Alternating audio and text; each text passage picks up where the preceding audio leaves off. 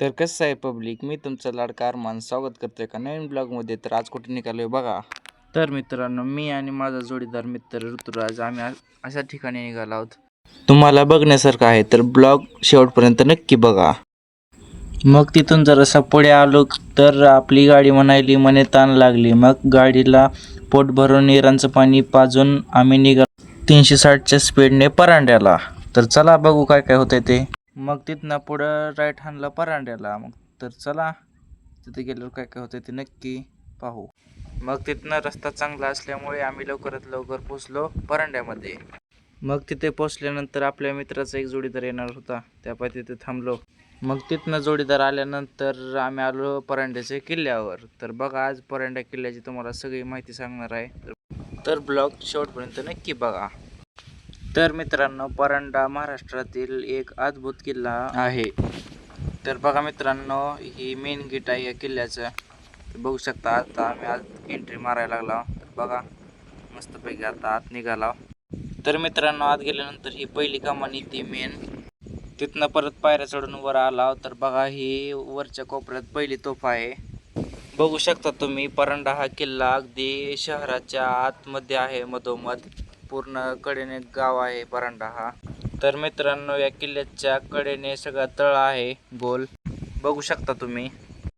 ह्या किल्ल्याला भेट देण्यासाठी महाराष्ट्रातून बरेच पर्यटक व इतिहास प्रेमी येत असतात.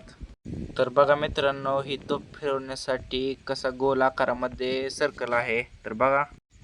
तर बघा मित्रांनो, मी, माझा दोस्त आणि अजून एक आमचा मित्र आहे परांड्यातला. आम्ही 3 जण आलो आज हा किल्ला बघायला. तर बघू शकता मित्रांनो, पहिलं बांधकाम अजूनही कसलं टकाटकमध्ये आहे. खाली गेल्यानंतर इतकं थंड वाटत होतं. तर बघा, कसली आत जायला गुफा आहे. तेवढी आतली गुफा बघून मग काय वर आलो. तिथनं परत पायऱ्या चढून अजून दुसरीकडे जायचं होतं.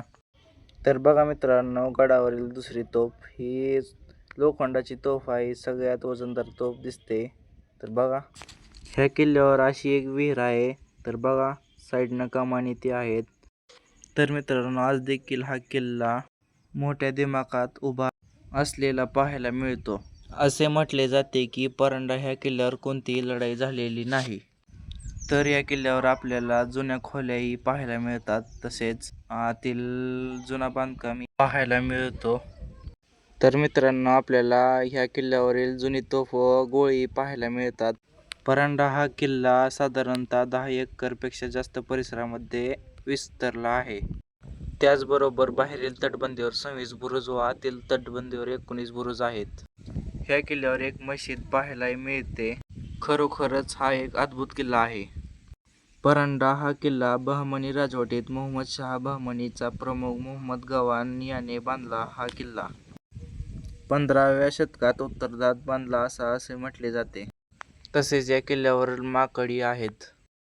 परांडा हा किल्ला उस्मानाबादपासून 82 किलोमीटर व सोलापूरपासून 106 किलोमीटर तर पुण्यापासून 212 किलोमीटर एवढ्या अंतरावर आहे. तर मित्रांनो, आपण आज परांडा या किल्ल्याची माहिती जाणून घेतली. माहिती कशी वाटली ही नक्की कमेंट करून सांगा. मग तिथनं आपण निघलो परतीच्या मार्गाला. तर चला, जाता जाता मस्तपैकी एक सनसेट झालता. तर बघू शकता तुम्ही कसा सनसेट झालाय. तर आजचा ब्लॉग कसा वाटला हे नक्की कळवा. लाईक, फॉलो नक्की करा. धन्यवाद.